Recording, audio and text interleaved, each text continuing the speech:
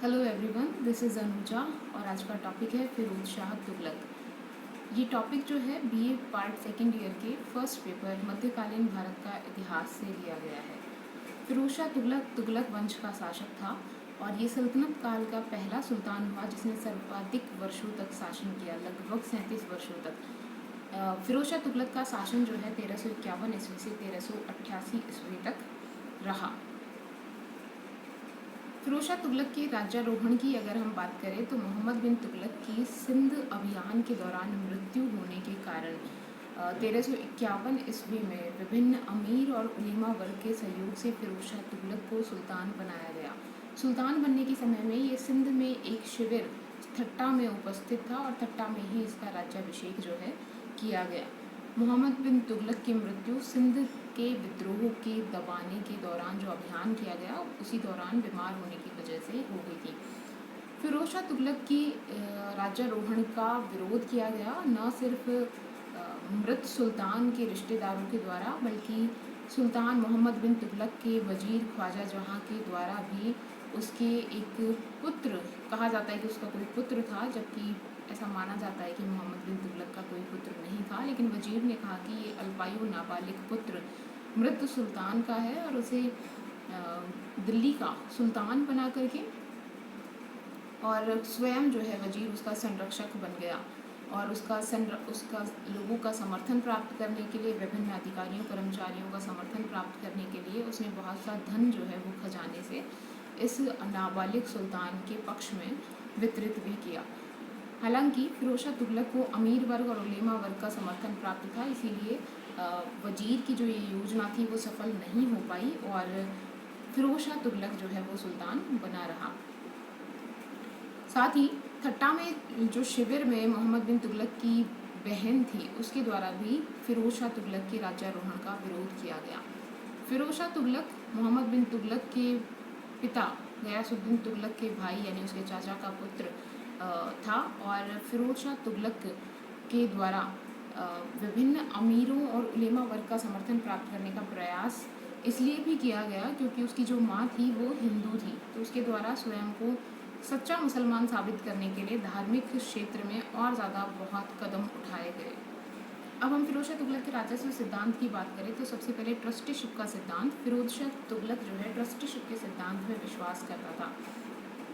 Trusteeship के सिद्धांत के अनुसार राज्य जो है उस पर संपूर्ण जनता, स्पेशली इस्लामिक जनता या मुस्लिम प्रजा जो है उसका अधिकार माना जाता था और इस मुस्लिम जनता के प्रतिनिधि के रूप में या ट्रस्टी के रूप में सुल्तान जो है वो राज्य का संरक्षण का कार्य कर रहा है। इसी को ट्रस्टीशिप का सिद्धांत कहते हैं।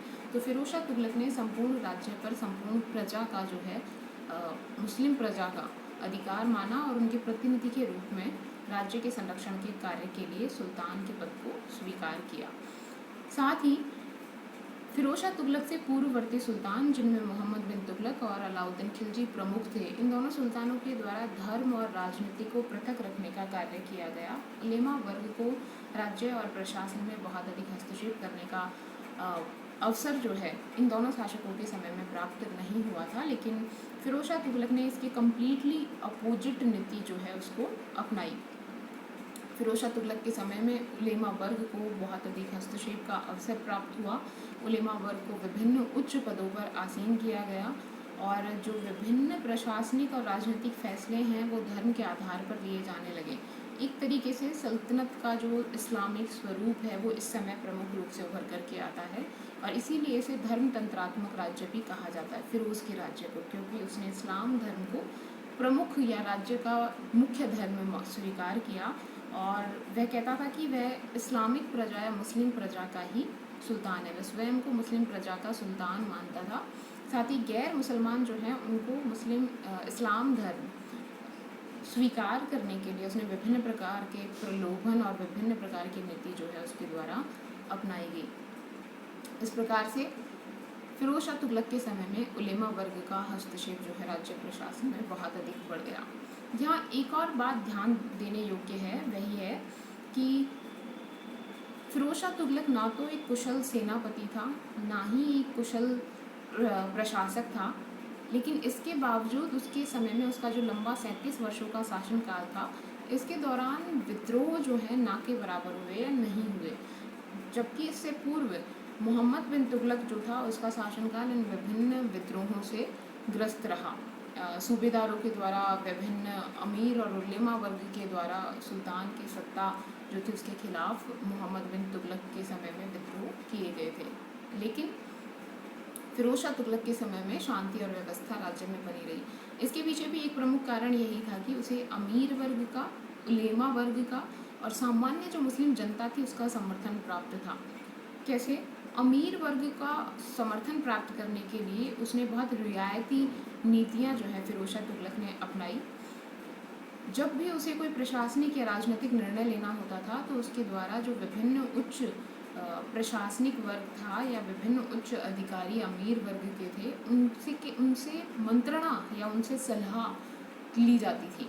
तो उनका जो है कहेंगे कि उनका जो रुतबा था या उनका जो सम्मान था वो बढ़ा। तो अमीर वर्ग को उसने प्रसन्न कर दिया। साथ ही उलेमा वर्ग उसको माफ़ी की भूमि, जिस पर किसी भी प्रकार का कोई कर नहीं दिया जाता था, इस प्रकार की भूमि जो है उलेमा वर्ग को प्रदान की गई। उन्हें प्रशासन में विभिन्न उच्च पद प्रदान किए गए। इस्लाम को प्रमुख धर्म घोषित कर दिया। इस तरीके से उलेमा वर्ग को भी उसने प्रसन्न करके रखा।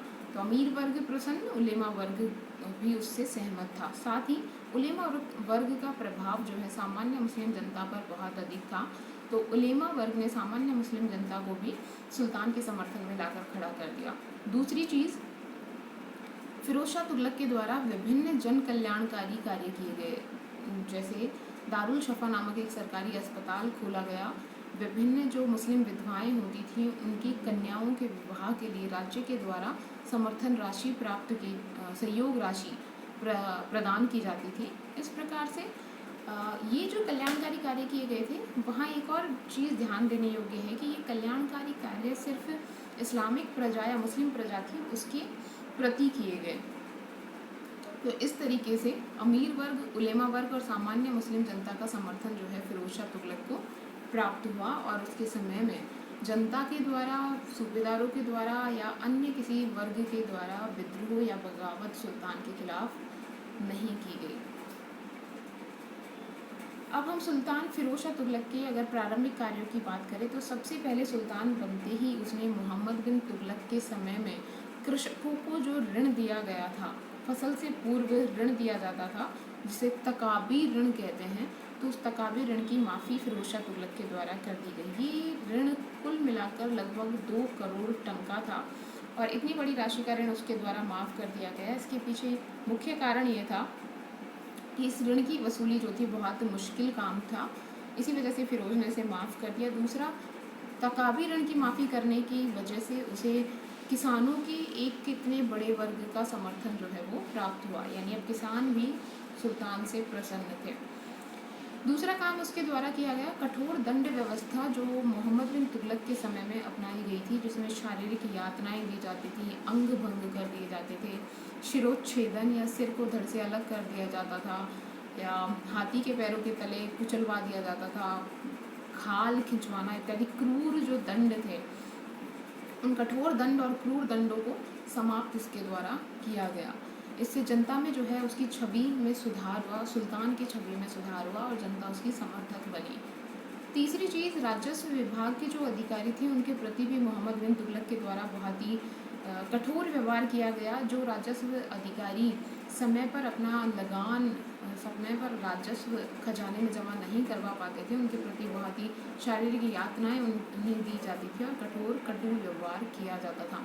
इसमें भी फिरोज शाह तुगलक के द्वारा इस प्रकार के व्यवहार पर भी प्रतिबंध लगा दिया गया। इस तरीके से उसे इन राजस्व विभाग के अधिकारी जिन्हें खुद, मुकद्दम, चौधरी इत्यादि, उनका समर्थन भी प्राप्त हुआ।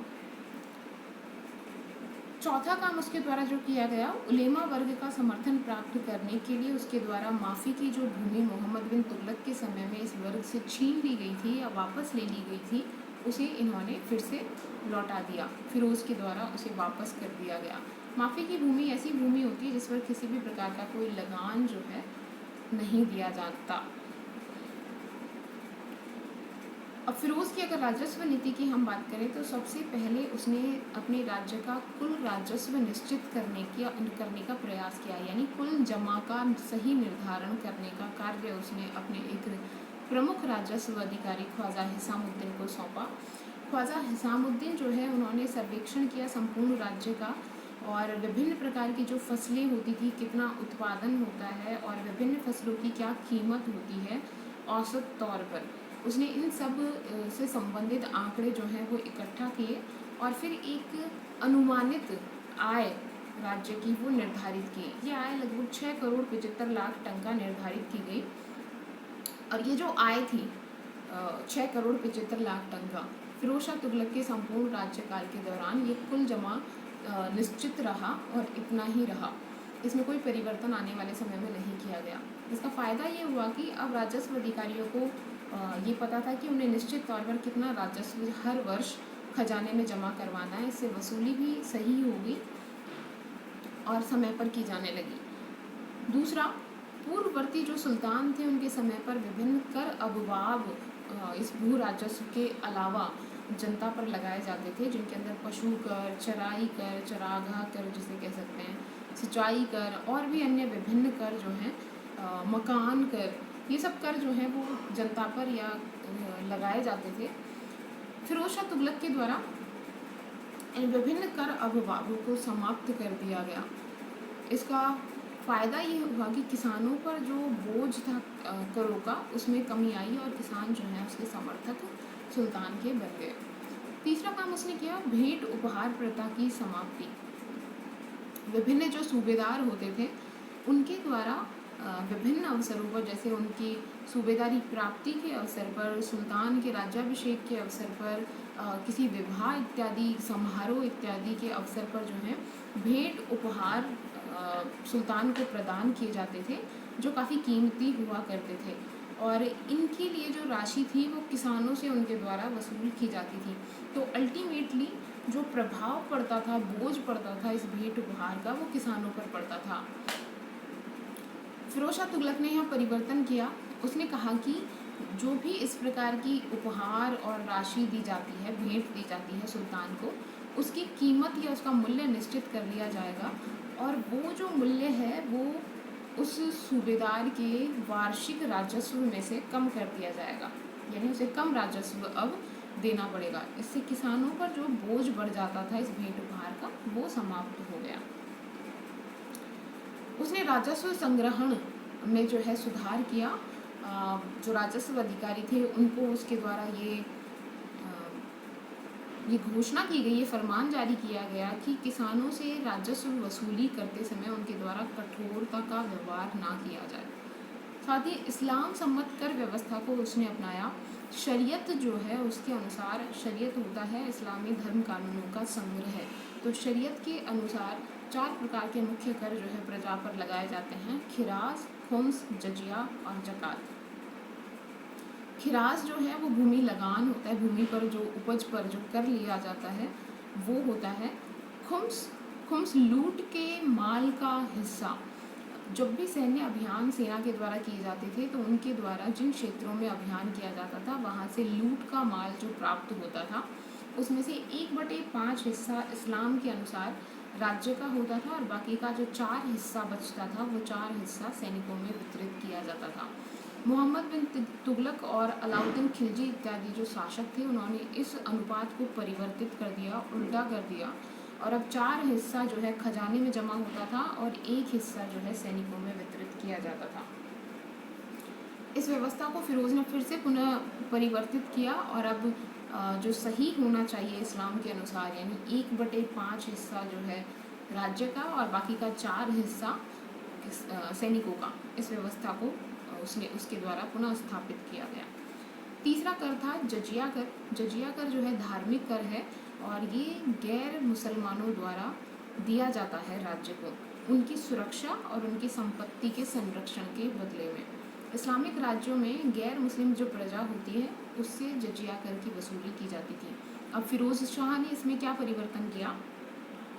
पहला और मुख्यतः इसे कठोरता से वसूल किया जाने लगा और दूसरा ब्राह्मण जो थे उन पर इससे पहले कभी जजिया कर नहीं लगाया गया था, लेकिन फिरोज शाह तुगलक पहला शासक था जिसने ब्राह्मणों पर जजिया कर को लागू किया गया। चौथा कर है जकात कर। ये भी धार्मिक कर है, लेकिन ये मुसलमानों से वसूल किया जाता है। मुसलमानों के द्वारा अपनी कुल आय का 2.5 हिस्सा या कहेंगे 1/40वां हिस्सा जकात के रूप में प्रदान किया जाता है। और जकात से जो आय राज्य को हो रही है, उस आय का उपयोग सिर्फ मुस्लिम प्रजा के लिए किए जाने वाले जन कल्याणकारी या लोक कल्याणकारी कार्यों में ही किया जाता था। नेक्स्ट है राजस्व वृद्धि के लिए विभिन्न उपाय जो फिरोज शाह तुगलक के द्वारा किए गए। मोहम्मद बिन तुगलक के अंतिम वर्षों में राजस्व व्यवस्था थी वो बहुत अस्त व्यस्त हो गई थी। दोआब में जो अकाल पड़ा था उसकी वजह से, और उसके द्वारा विभिन्न जो विद्रोहों के दमन के लिए सैन्य अभियान किए जा रहे थे, इनकी वजह से तो अब जो है राजस्व एकदम खाली सा हो गया था। तो राजस्व की वृद्धि के लिए फिरोज शाह तुगलक के द्वारा 3 प्रमुख कार्य किए गए। सबसे पहला, कृषि पर उसने सर्वाधिक जोर दिया। कृषि का विस्तार और कृषि क्षेत्र का विस्तार और कृषि में जो उपज हो रही थी उसके उत्पादन में वृद्धि को उसके द्वारा प्राथमिकता दी गई, और इसी के लिए उसने बहुत सी नहरों का निर्माण करवाया ताकि फसलों की सिंचाई की व्यवस्था हो सके। इसने लगभग 5 नहरों का निर्माण कराया, यमुना और हांसी, सिरमौर इत्यादि क्षेत्रों में। इसके अलावा इस सिंचाई से जिन किसानों को लाभ हो रहा था उन किसानों पर उसने एक नवीन कर लागू किया, हक ए शर्ब के नाम से। ये कुल उपज का 1/10वां हिस्सा लिया जाता था, 10%।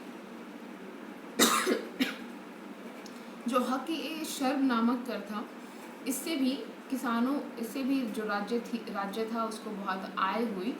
तीसरा कदम जो उसके द्वारा उठाया गया वो था दिल्ली का जो आसपास वाला क्षेत्र है, दिल्ली और उसके आसपास के क्षेत्र में 1200 फलों के बाग फिरोज के द्वारा लगवाए गए, जिनसे लगभग हर वर्ष 1,80,000 टन का वार्षिक आय होती थी।